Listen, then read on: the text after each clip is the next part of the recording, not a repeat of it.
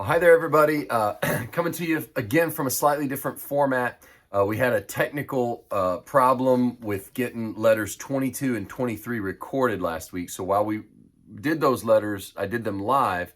They weren't recorded. So for everybody who's following along in the videos, I wanted you to have access to letters 22 and 23 in the Screwtape letters. So let's jump right in to those letters. 22, my dear Wormwood. Now we've never seen Screwtape this angry. Listen to how annoyed he is, obviously. And apparently, Wormwood has let it slip that Uncle Screwtape got into a little heresy. Remember a few letters ago, Screwtape was talking about love.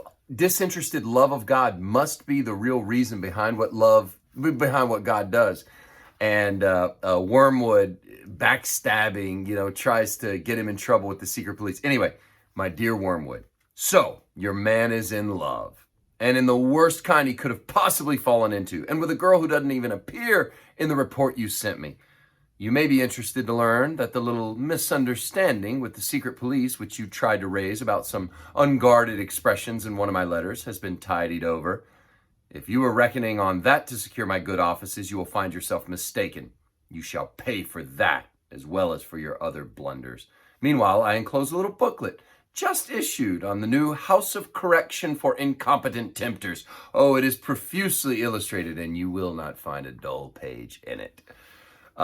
So here, just remember, for C.S. Lewis, it's not pitchforks and brimstone. No, for Lewis, the hell that he describes is backstabbing office politics. And for anybody who's been a victim of backstabbing office politics, they understand the demonic nature of it all. But just an eternity of this, everybody looking out for themselves and constantly backstabbing each other. And anyway, well, back to the issue at hand. I have looked up this girl's dossier. That's just a file, a collection of documents. And I'm horrified at what I find. Not only a Christian, but such a Christian, a vile, sneaking, simpering, demure, that word means modest or shy, monosyllabic, mouse-like, watery, insignificant, virginal, bread and butter miss. Ugh, the little brute. She makes me vomit. She stinks and scalds through the very pages of the dossier. It drives me mad the way the world has worsened. And so here, with no small irony, you got Screwtape going, oh, the culture, right? It's all gone downhill with Christians like this. What does he mean, bread and butter? Bread and butter, he just means ordinary, everyday. I want you to notice the kind of Christian that makes hell furious, the kind of Christian that really gets at Screwtape. Think about it. We haven't really seen him this upset. What makes him really quiver? What makes hell fearful and angry and furious and call her all these sorts of names? Is it some super megachurch preacher? Is it some famous missionary? No, it's an ordinary. Notice the ordinary nature of this faithful young woman. It's the ordinary faithfulness of this Christian that causes hell to quake and shake. I think that's worth noting.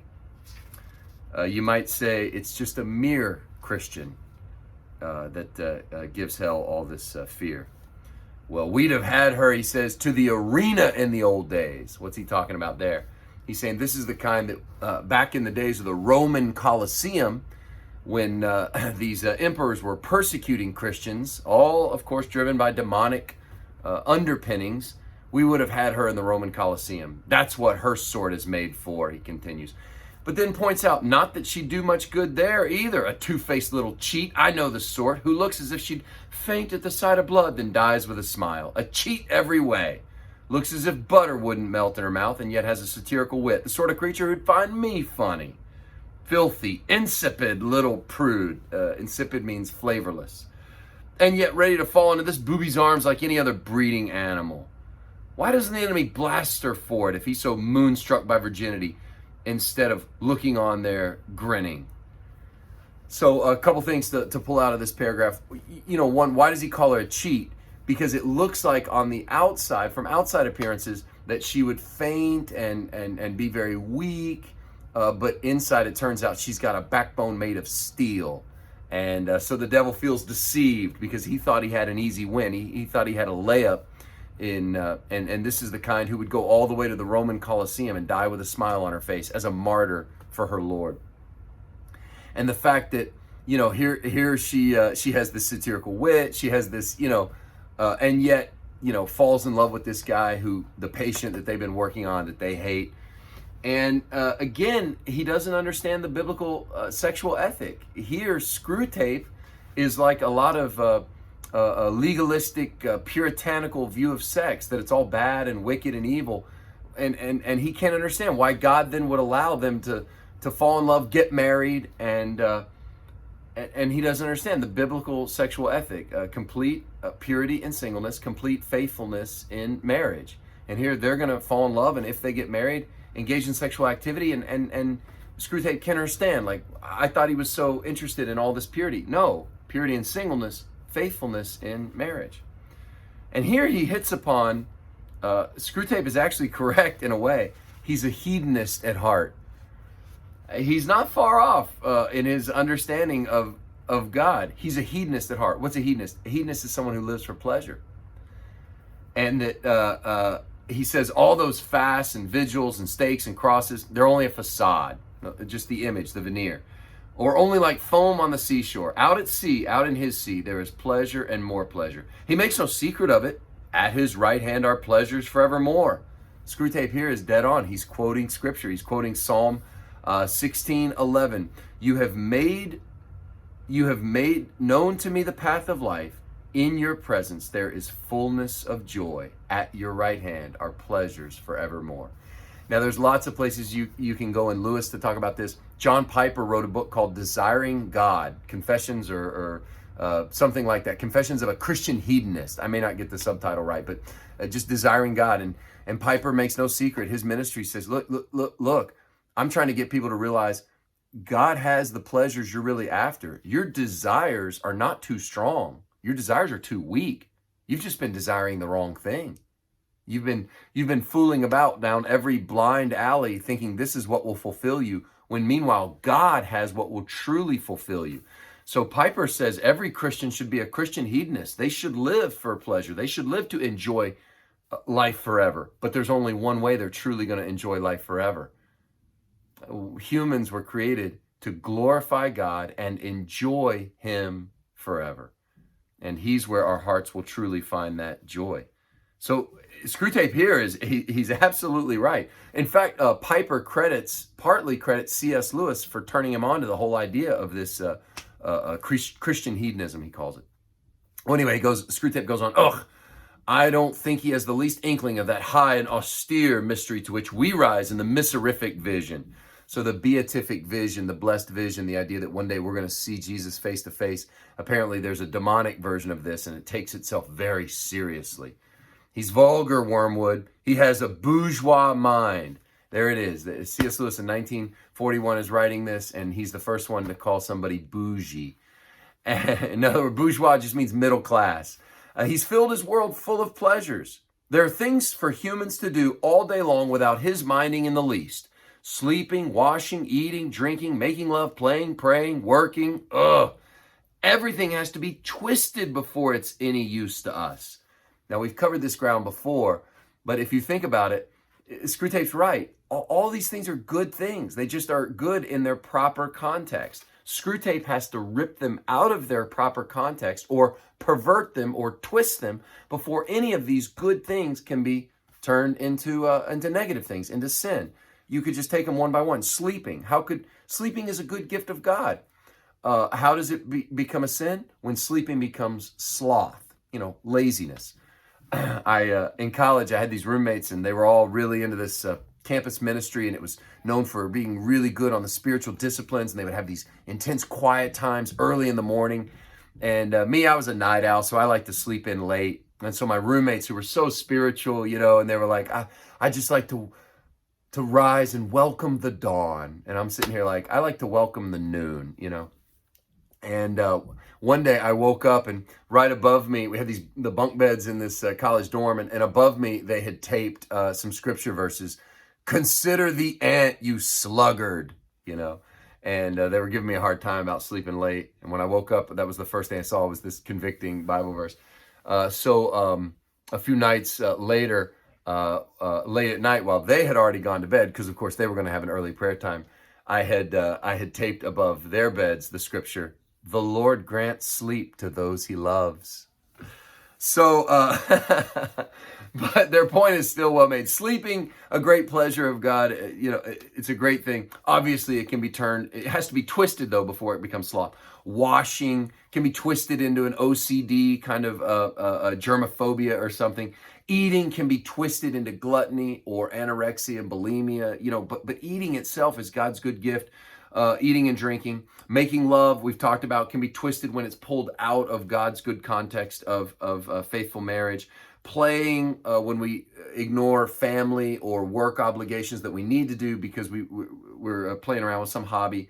Praying, working, you get the point. How can praying be twisted? Go to Matthew 6 and remember, the Pharisees loved to pray in a way that was public. They weren't really talking to God. They were talking to other people and making a big show of it. And Jesus says they have their reward in full. But even praying, you see, had to be twisted, but it's a good thing. Working has to be twisted or perverted into workaholism, overwork. You get the idea. So he says, we fight under cruel disadvantages. Nothing is naturally on our side. To which, please, Screwtape, cry me a river, right? Nobody wants to hear about these demons whining about how hard their job is. But if you think about it, it is, because nothing is naturally on their side. They can't create evil. They can only pervert or twist the good things God has made. This isn't new. This is not a new theme in the book. We've seen this over and over throughout the book. And here it is just one more time. Well, he says, not that excuses you. I'll settle with you presently. You've always hated me and been insolent when you dared. Insolent is rude and disrespectful. You hear that anger seething through, and it's going to boil over in just a minute. You'll see. Then, of course, he gets to know this woman's family and whole circle. Could you not see that the very house she lives in is one he ought never to have entered? The whole place reeks of that deadly odor. The very gardener, though he's only been there 5 years, is beginning to acquire it. In other words, even this guy's landscaper, even this household's landscaper, when he starts hanging around these Christians, even he starts, it's like his clothes begin to smell of the sense of this presence of God. Their Christianity, you might say, is rubbing off on the people who they come in contact with. Even guests, after a weekend visit, carry some of the smell away with them. The dog and the cat are tainted with it. Some of my favorite restaurants are these, greasy spoon restaurants where I can eat all this food that I'm not supposed to eat. It's really unhealthy. And when I come home, the problem is my wife can smell it on me. She says, I know you've been to that particular diner. I can smell it on your clothes, And that's the idea here. I think Lewis, through Screwtape, is picking up on 2 Corinthians 2:15. The Bible says where we are the aroma of Christ, right? To those who are being saved, it's this beautiful aroma. To those who are perishing, it's the smell of death. I think that's what Screwtape hates, that smell. It smells of death to him. But to those who are being saved, of course, they know it as this great aroma, this great fragrance. I love this. The dog and the cat are tainted with it. Even the pets are benefiting from the holiness of these people. And a house full of the impenetrable mystery. I think when Screwtape talks about the impenetrable mystery, he's talking about the presence of the Holy Spirit, of which, of course, he'll never get his head around. He'll never understand. So he still has to wonder, what is going on? Why do these people in this household of Christians treat each other with such kindness and such grace? What can it be? Now, we know it's disinterested love. It's love. But Screwtape's theology can't allow for that. So he's back to this quandary. We are certain, it's a matter of first principles, that each member of the family must in some way be making capital out of the others. Modern English, we say, is taking advantage of the others. But we can't find out how. In other words, he can't understand that there's no motive, it's just love. No, they've got to have an angle. They've got to be after something. They guard as jealously as the enemy himself the secret of what really lies behind this pretense of disinterested love. The whole house and garden is one vast obscenity. It's a good image there. The house and the garden. The garden, of course, drawing us back to the Garden of Eden. It bears a sickening resemblance to the description one human writer made of heaven, the regions where there is only life, and therefore all that is not music is silence. He's quoting here from George MacDonald, who is a writer that influenced both, lots of writers, G.K. Chesterton, C.S. Lewis, and was a mentor to Lewis Carroll, who wrote Alice in Wonderland. Lewis calls George MacDonald his master, his master teacher, and so had great respect for MacDonald. Anyway, that's his line. Can you picture it? The region where there is only life, and therefore all that is not music is silence. And now he just begins a rant on music and silence. Music is a great example of the good pleasures God gives us. And so Screwtape writes, music and silence, how I detest them both. Now he's just distracted. He's all over the map. He's filled with rage, and now he's ranting on music. How thankful we should be that ever since our Father entered hell, though longer ago than humans, reckoning in light years, could express, no square inch of infernal space and no moment of infernal time has ever been surrendered to either of those abominable forces, but all has been occupied by noise, capital N noise, that grand dynamism. In other words, this quality of progress, the audible expression of all that is exultant, ruthless, and virile. Noise, which alone defends us from silly qualms, despairing scruples, and impossible desires. In other words, what keeps hell constantly not thinking about morals or love or all that talk in heaven? Just noise. Can you imagine microphone feedback or radio static? It's the equivalent of a little child who doesn't want to hear, putting his fingers in his ear saying, la, la, la, la, la, I can't hear you, I can't hear you, when his mom is calling him to clean the room or whatever. La, la, la, la, la, noise. We will make the whole universe a noise in the end. We've already made great strides in this direction as regards the earth. He really has, hasn't he? Think about how much of your daily life is just noise. But heaven would be the place where there is purposeful sound that brings great pleasure, music, or just silence. Being still and knowing that he is God. Beautiful. Instead, with a constant, steady influx of social media and streaming services and just the noise all around us. Well, even it's interesting, even this morning, the birds are singing, right? It's not just noise, it's music. Anyway, we've already made great strides in this direction as regards the earth. The melodies and silences of heaven will be shouted down in the end, but I admit we're not yet loud enough or anything like it. Isn't that something in the Bible when they talk about God's voice? How often do they talk about it as a still, small voice that he whispers? It's the enemy that shouts down and wants, and he has to shout down, because when you don't have any logic on your side of the argument, all you can resort to is just force and a bunch of screaming and yelling at each other. But I admit we're not yet loud enough or anything like it. Research is in progress. Meanwhile, you disgusting little... Now here the manuscript breaks off and is resumed in a different hand. So in other words, apparently he has to dictate the rest of this letter to his undersecretary, who is named Toadpipe. In the heat of composition, he dictates, I find that I have inadvertently allowed myself to assume the form of a large centipede. So he's been transformed, and now he doesn't have any arms or hands with which to write. I am accordingly dictating the rest to my secretary. Now that the transformation is complete, I recognize it as a periodical phenomenon. Some rumor of it has reached the humans, and a distorted account of it appears in the poet Milton, with the ridiculous addition that such changes of shape are a, quote, punishment imposed on us by the enemy.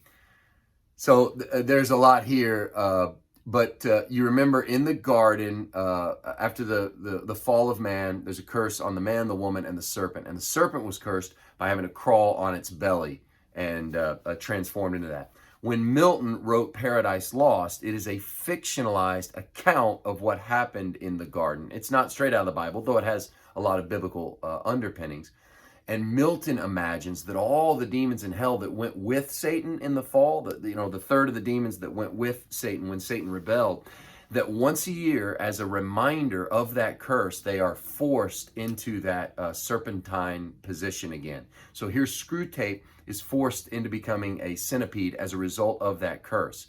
The propaganda, the cap, as the kids say today, this is just cap when he says, I've allowed myself to do it. I've chosen to become a centipede. Yeah, right, Screwtape. That's propaganda. That's wishful thinking to think you've allowed yourself, you've wanted to do this. No, no, no. It's the result of a curse. And so Milton, he says, has it right.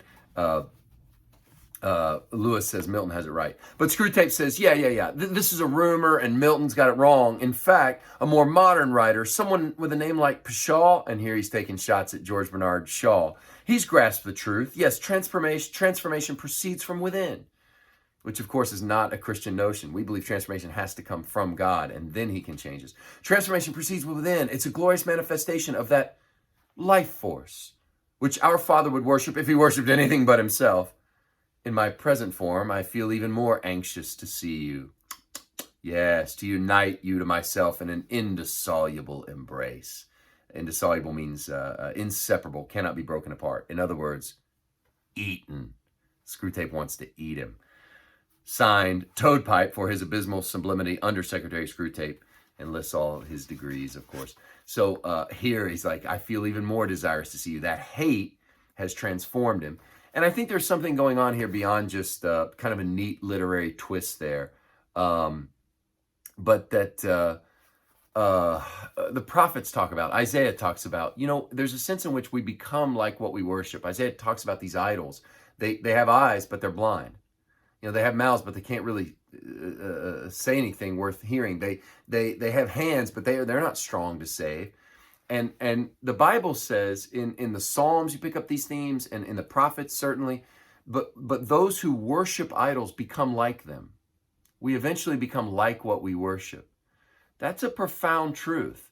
And here, this demonic being is a good warning to all of us that over time, you fill your life with hate, and you fill your life with this consumption that Screwtape becomes, that embodies that serpent, and so filled with hate that now, like a serpent, wants to devour the weaker creature, wormwood. Lewis is I'm thinking here of like his book, The Weight of Glory. It's a little essay, if you can get your hands on The Weight of Glory. He talks about that over time we are becoming either more and more like God every day, or more and more like these demonic beings. And we are on a journey that Lewis says, you've never met a mere mortal. What he means is you're meeting someone who 10,000 years from now, you would be shocked to see what they've become. They're going to be so much like the glory of God that you would be tempted to worship them if you could see him 10,000 years from now. Or so much like a monster that they'd be the stuff of your nightmares. I'm not perfectly quoting him, I'm paraphrasing him, but you see the idea that we're becoming each day more and more on one of those two paths. And boy, it really makes you want to take this stuff more and more seriously.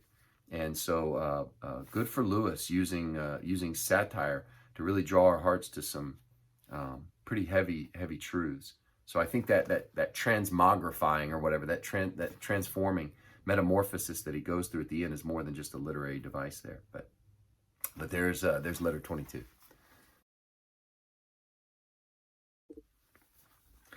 All right, letter 23 in the Screwtape letters. Letter 23 is all about the historical Jesus. Now, in this first paragraph, he's going to be covering old ground, themes we've seen before, and he's going to talk about, if you're not familiar with this triad, it won't make as much sense. So let me give it to you now. The classical Christians talk about before a Christian gets saved, you really only have one enemy. Your only enemy is God.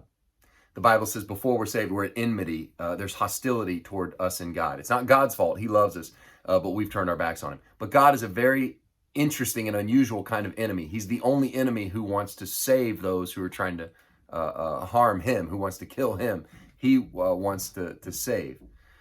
Once you become saved, you go from being an enemy of God, now you're a friend of God, and now you have three enemies. And the three enemies really can be grouped as one, but the three enemies are the world, the flesh, and the devil. Those are kind of the classic summation of a Christian's enemies: the world, the flesh, and the devil. And if you think about where we've been in the book, they've tried to tempt him with the world and the flesh. The world, that's popularity, right? Remember back several letters ago when it talked about being invited to the cool kids table. try to get him into the right peer group.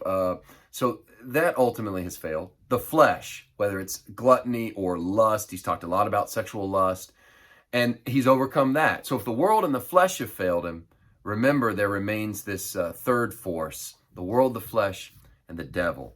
And so what's he going to talk about here? He's going to talk about the devil. And what does the devil do? The devil, remember, is the father of lies. So we're going to use lies, allow him to have a kind of a spirituality that's posing as an angel of light, but is rotten underneath. That's going to be his next type of temptation. So now that you know that, see if this first paragraph makes a little more sense. My dear Wormwood, through this girl and her disgusting family, the patient is now getting to know more Christians every day, and very intelligent Christians too. For a long time, it'll be quite impossible to remove spirituality from his life. Very well then, we must corrupt it. Nothing new there, right? That's what he does. He's saying, all right, if we can't take it away completely, let's twist it, let's pervert it, let's corrupt it. No doubt you have often practiced transforming yourself into an angel of light as a parade ground exercise. Well, now's the time to do it in the face of the enemy.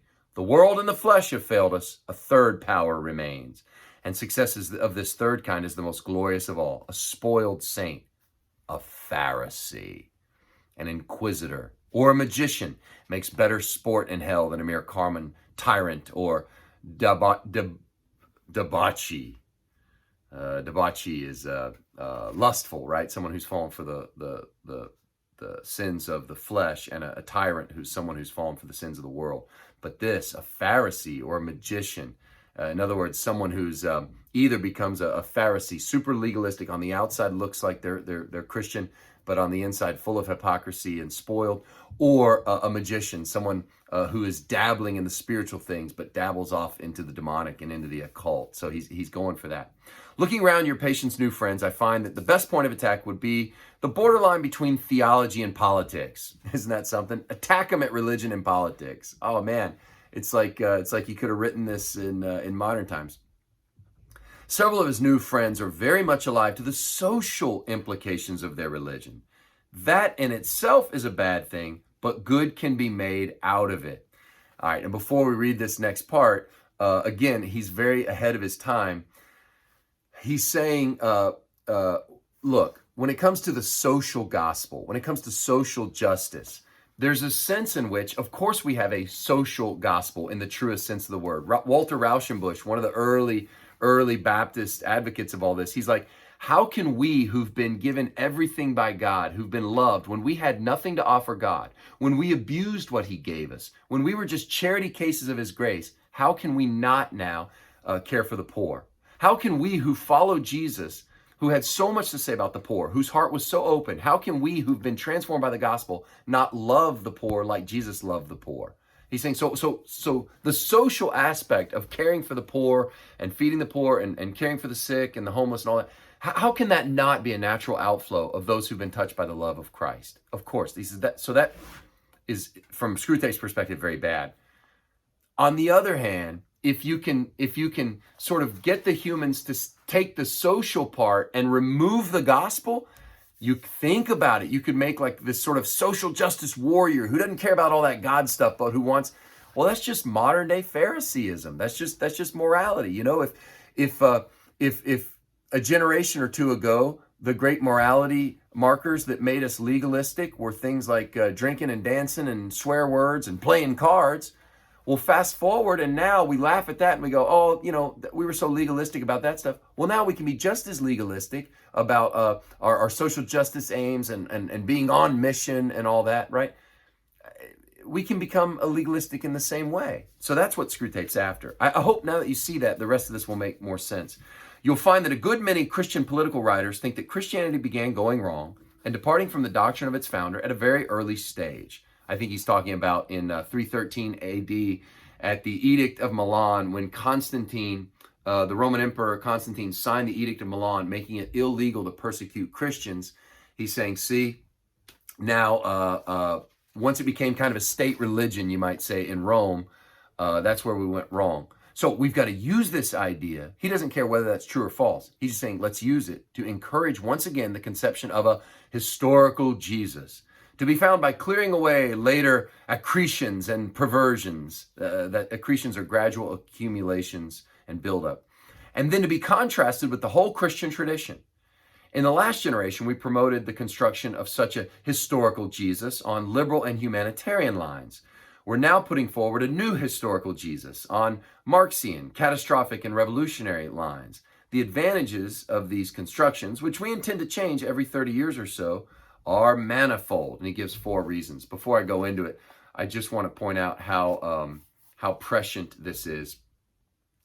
In the last generation, Lewis is talking about, I think, like 1900s, 1906, you got Albert Schweitzer in a search for the historical Jesus, basically constantly keep people having the idea that they need to clear away everything, get back to what the historical Jesus was, and then change what people think that was every 30 years or so. In the 40s, you had this sort of Marxian influence. And then he says, we're going to change it every 30 years or so. Isn't it something? In 1985, the Jesus Seminar comes out. If you're not familiar with the Jesus Seminar, 1993, they published their findings in a book called The Five Gospels, The Search for the Authentic Words of Jesus.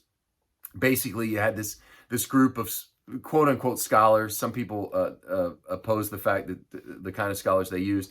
But basically, they had about 500 different statements and events in the Gospels in the life of Jesus. And they used these high-profile passages. And they basically just voted with beads. That's how this sort of famous Jesus Seminar moment. You know, you would put a red bead if you said, yes, Jesus absolutely said this. Pink bead, Jesus probably said or did something like this. A gray bead is like, Jesus didn't say it, but it's not against what he would have done. And a black bead is, he didn't say it comes from a different tradition. And then they would score it, right, based on, a red bead was worth like 3 points, and pink was 2 points, and gray was 1. The point that people, make about the Jesus Seminar is, you're just making this up. Like what makes your basis for voting that this was definitely said by Jesus any better than we have the gospel record, and this is the canon handed down to us? Lewis said it's just one more search that we got to keep going. And of course, Lewis wasn't around for the Jesus Seminar, but it's amazing to me that, in my opinion, he really predicts it. So if you can get the humans to do this, he says, there's 4 reasons why there's such advantage to hell's cause. In the first place, they all tend to direct men's devotion to something which does not exist. For each, quote, historical Jesus is unhistorical. That's the point. The documents say what they say and can't be added to. So each new historical Jesus, therefore, has to be got out of them by suppression at one point and exaggeration at another. And by that sort of guessing, brilliant is the adjective we teach humans to apply to it, on which no one would risk 10 shillings in ordinary life, but which is enough to produce a crop of new Napoleons, new Shakespeares, and new Swifts in every publisher's autumn list. What's his point?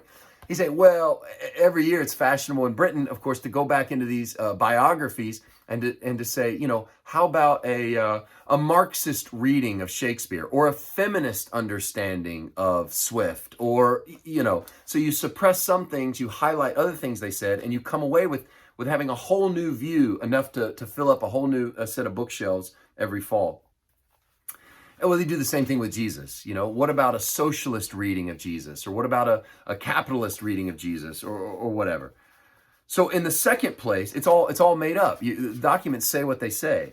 So the historical Jesus is not, in fact, all that historical. In the second place, all such constructions place the importance of their historical Jesus in some peculiar theory he's supposed to promulgate it. In other words, he's supposed to have put forth. He has to be a great man in the modern sense of the word. One standing at the terminus of some centrifugal and unbalanced line of thought, a crank vending a panacea. A panacea is a cure-all. We thus distract men's minds from who he is and what he did. We first make him solely a teacher, and then conceal the very substantial agreement between his teachings and those of all other great moral teachers. For humans must not be allowed to notice that all great moralists are sent by the enemy, not to inform men, but remind them, to restate the primeval moral platitudes against all our continual concealment of them. We make the sophists, he raises up a Socrates to answer them. So a lot here. Basically what he's saying is all truth is God's truth. If a philosopher comes along who can see clearly something, like Socrates, then that's God's truth. Because God's laws are sort of the grain of the universe, and you go against the grain, at your own peril. So the sophists were a group of philosophers who sounded wise, but were actually spouting a bunch of nonsense. And Socrates is the one who called him out on it. Well, anytime there's a bunch of nonsense being called out and some good truth comes forward to call it out, that's all from God. His point here is, if you get people to think of Jesus just merely as a teacher, well, no mere teacher would have said the kinds of things Jesus said. No mere teacher would do the kinds of miracles he did. So, our third aim by these constructions, back up. So if you can get people to just think of him merely as a teacher, then you can get them to miss the obvious fact that they don't have to either bow down and worship him or not.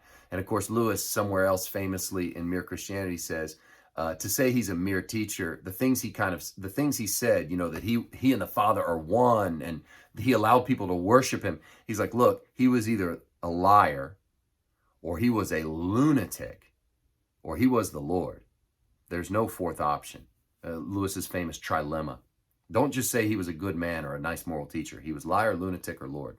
Anyway, our third aim by these constructions is to destroy the devotional life. For the real presence of the enemy, otherwise experienced by men in prayer and sacrament, we substitute a merely probable, remote, shadowy, and uncouth figure, one who spoke a strange language and died a long time ago. Such an object cannot in fact be worshipped. Instead of the Creator adored by its creature, you soon have merely a leader acclaimed by a partisan, and finally a distinguished character approved by a judicious historian. In other words, strip him of his divinity altogether. And fourthly, besides being unhistorical in the Jesus it depicts, religion of this kind is false to history in another sense. No nation and few individuals are really brought into the enemy's camp by the historical study of the biography of Jesus simply as biography. Indeed, materials for a full biography have been withheld from men. So smart. In other words, what he's saying is, most people are not brought into faith by sort of classical, all these, like a study of a full biography of Jesus is not what leads people to faith in Jesus. In fact, we don't even have 30 of his years of life we don't even know about. We don't know about Jesus as a teenager and so forth. So what does lead people to Christ? The earliest converts were converted by a single historical fact, the resurrection, and a single theological doctrine, the redemption, operating on a sense of sin which they already had. And sin, not some new fancy dress law produces a novelty by a great man, but against the old platitudinous universal moral law which they've been taught by their nurses and mothers. In other words, the sense of conscience that every kid has. You read it in fairy tales, you read it wherever, but there's a sense of right and wrong. There's justice. The evil witch gets thrown out, and the bad king is taken down, and the rightful prince and princess come to rule, whatever. The Gospels come later and were written not to make Christians, but to edify Christians already made. It's interesting. When we do get all our information about Jesus, it's written by Christians for the church. Of course, the Apostle John wrote his. He says that people may believe, and by believing, they may have life in his name. So, of course, but the stories of Jesus were really all about one thing. This dead Nazarene Jew got up and walked out of a grave. That's it. If the resurrection is true, then the whole thing now has validity. And if the resurrection is false, then none of it is worth, as my mom used to say, worth a hill of beans. I don't know if they said that in Kentucky. I don't know if they say those kinds of things in Santa Ana, California, or anywhere else in the world, but I know they say those kinds of things in Kentucky. You get it. The resurrection is everything. And even Paul says, hey, if Christ turns out not to be raised from the dead, our preaching is in vain, your faith is hopeless, and we're to be pitied above everybody because our hopes are up. Our hopes are high on the resurrection. So, the historical Jesus, then, however dangerous he may seem to be us at some particular point, is always to be encouraged. About the general connection between Christianity and politics, our position is more delicate. Certainly, we do not want men to allow their Christianity to flow over into their political life, for the establishment of anything like a really just society would be a major disaster. On the other hand, we do want very much, to make men treat Christianity as a means, preferably, of course, as a means to their own advancement, but failing that, as a means to anything, even to social justice. The thing to do is get a man at first to value social justice as a thing which the enemy demands, and then work on him to the stage at which he values Christianity because it may produce social justice. In other words, no matter what, try to get him not to think of Christ as the end of all things, but Christ is just a tool to get what you really want. So people might use evangelical Christianity because it gets their particular political party in office. Christ will not be used. It's one thing to say, I have the political views I have because my Christianity informs them. That's fine. Screwtape says, of course, is against that. God is for that. But to say, I'm really for my political views, and Christianity is a convenient tool I use to leverage more people into my political views. No. The enemy will not be used as a convenience. Men or nations who think they can revive the faith in order to make a good society might just as well think they can use the stairs of heaven as a shortcut to the nearest Walgreens, the nearest chemist shop.